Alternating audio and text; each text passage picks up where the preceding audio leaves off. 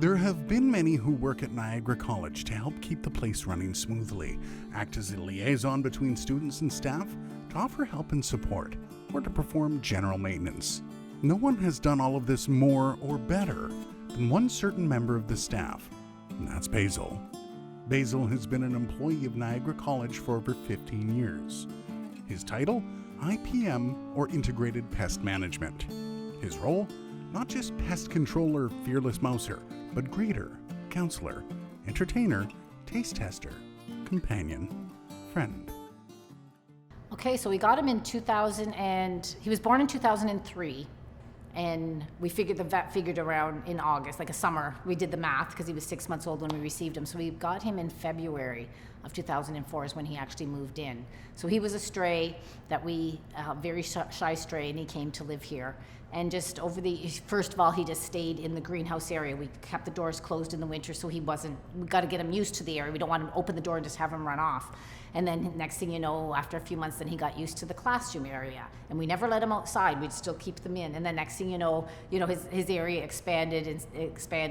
And he actually, on the counter here, we used to have a basket. We still have it. And he would sleep on the counter. And that would be the first thing you'd see was Basil curled up in his little wicker basket. We had little signs made up to put in the gardens to say that the cat you see is Basil. He's doing his job. He's our mouser, our integrated pest management, IPM. And that he's an employee. Please do not feed him. Please do not have him, follow you. Any concerns, contact the greenhouse staff or security. So that was good. But he had, oh my gosh, so how many years is that? 15. He would have been 16 this next month. So he had many years of enjoyment here. I think some of the best stories are the fact that Basil turned everybody's coats and backpacks into his own personal bed. I once saw him go into a backpack and pull out somebody's lunch. And a lot of the students would make little nests for him, and they'd pet him the whole time during class and really enjoy his company. Probably what most people know him for, if they've been in class, is his inability to eat his kill by himself. He needed an audience. Him coming into the classroom and seeing the students' reactions to him catching a mouse or a bird. He's even caught a few baby bunnies in his career. It's a mixed reaction of kind of disgusted but proud of him. Basil always came to show his success, I guess, in catching the mice. He always wanted to be praised for it. You had to say, "Good boy, Basil," and then he would devour his kill. Mice, birds, rabbits, yeah, he liked to eat them with an audience. He was a showman. Without fail, every September when we have our new students coming in, and you do the little tour and the talk and the introductions, 9 times out of 10, Basil would come in with a mouse. And it was kind of like, oh, here he comes. And he would put on this little performance with the mouse, and then he'd eat it.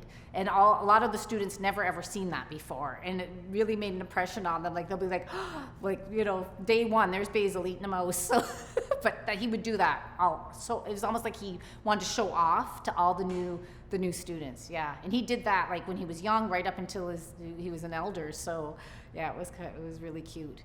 Yeah, but he was very protective of the area too. He was raised here, and we had a groundhog about 5 or 6 years ago, maybe longer, would hang out in our vegetable garden, and Basil was mad. He didn't like that intrusion in his area. And then I found the dead groundhog in one of the gardens, so he actually ended up killing that groundhog, which was pretty good for a cat to kill this big groundhog that was very healthy because it was been living in our vegetable garden, eating all our vegetables for so long, but he took his job seriously. The road here in front of the greenhouse is quite busy, and a lot of the mice that he catches are across the street in the winery, the wine fields, and the hops and the nursery. So he would find ways to cross the street without actually crossing the street. There was a culvert underneath the street that would catch water and bring it to the ditch. He came in just soaking wet and filthy dirty, but the students came to his rescue, toweled him off and made him look all pretty again. A lot of visitors we have to the college that come in to purchase plants, them and their families have known Basil for so many years, and they would come in, first stop, where's Basil? They'd want to see Basil. The kids would pet him, and we have little kitty treats, and I'd give them a treat, and some of the kids would give him their treat, but it was always, where's Basil? Give Basil some love, and then they'd go off and do their shopping. And then we often have people just stopped in just to see Basil. And that was it. They weren't even here for plants. They already had their plants, but because they enjoyed his company so much the first visit, they'd come back again, say hello, and then just because they were in the area. So he was really a celebrity, he really was. There was always so many people, every day coming just to see him. People would come all the way to this campus just to see a cat. So it seemed funny a lot of times when people come in and, be like, oh, they came just to see, I've never gone anywhere just to see a cat. People loved him. And not to say I didn't, but, he was just part of this place. Like anything else, the plants, the greenhouse itself, he just was part of the building, part of the foundation.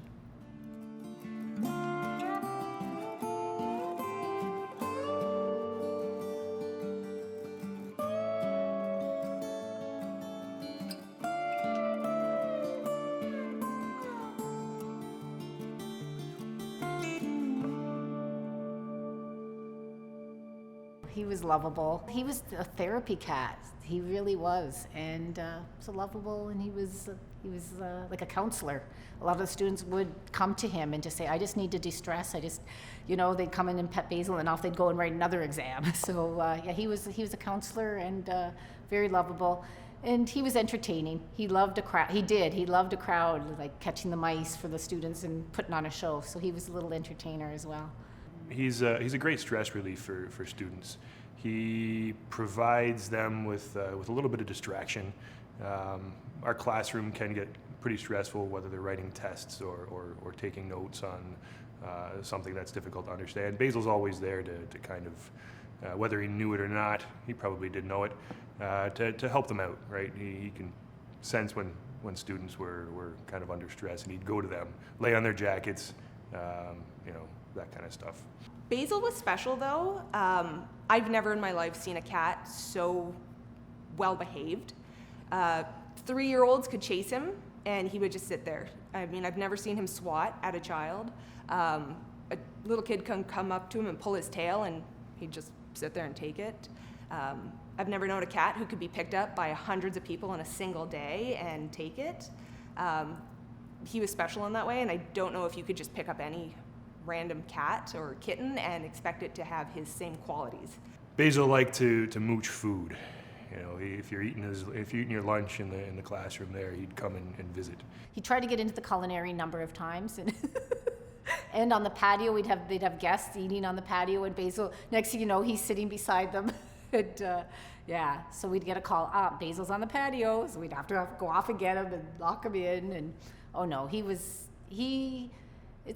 like I said, he was a people cat, and everyone got to know him. Even people that didn't even like cats, all of a sudden they come around because Basil, just something about him. He was a real special cat. Basil in the past few months had started to lose weight, wasn't eating as much, so we took him to the vet. They changed his food because he was having liver issues. He had a thyroid, an overactive thyroid for many years, and was on medication for that. I guess it's very common for cats as they get older to have thyroid problems. But then it was getting difficult to give him his medication because he just wasn't interested. We'd wrap it in cheese, and that would normally work, but he was kind of just turned off his food and whatnot. In the past 3 months, he had lost about 1/4 of his weight. And so him having the liver issue was not a surprise. They had discovered a growth on his kidneys.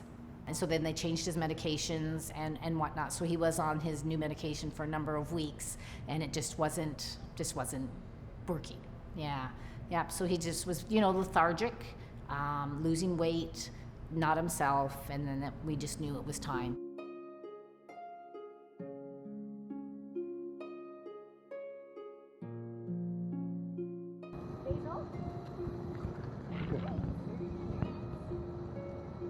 Oh, perfect.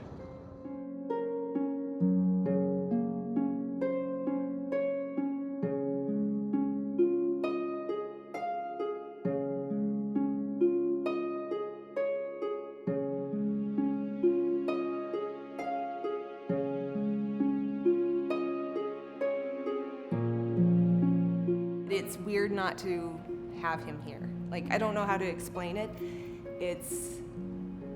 He's gone, but in some ways, you know, in the summer, I suppose because he's outside a lot, I just kind of expect at 4:30 for him to show up at the door, but he doesn't. Everyone loved Basil. May not have been welcome at first, but definitely more than welcome in the end. So yeah, we'll definitely miss the cat. Oh, he was well cared for. Yeah, he had a great life. Yeah, I adored him.